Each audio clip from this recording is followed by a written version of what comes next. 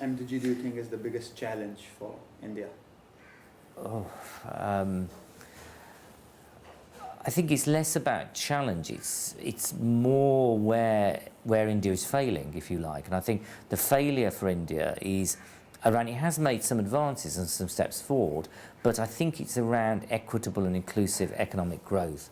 And so we're seeing a massive rise in the economy. India's doing extremely well, but that growth is very uneven. I mean, an economist, it's about a Gini coefficient curve. And if you see there's a dip coming in that Gini efficiency curve, which is very worrying, because if you get that dip, you start to move towards unstable societies. You get high unemployment, less inclusion.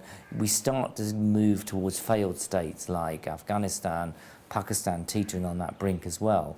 And that's because there's a huge dispossessed, disgruntled element of society. So for a country like India, and I think, I'm happy to say, Muslims are a minority in this country. There's a huge body of them, but they are excluded massively. And I think that's going to come at a huge and high cost to India's success if it doesn't become inclusive.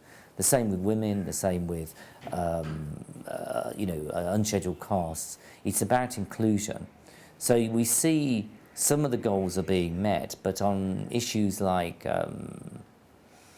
infant mortality, looking at women who die in childbirth, the numbers are still really horrifying. I mean, India can beat almost any records. So I don't think it can become complacent about that. I think there's huge investment still to be done around child nutrition.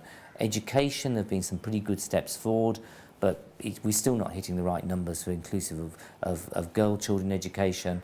They pulled out of education earlier. There's a huge attitudinal mindset that has to be shifted in very strong patriarchal societies that we find in South Asia, Latin America, etc.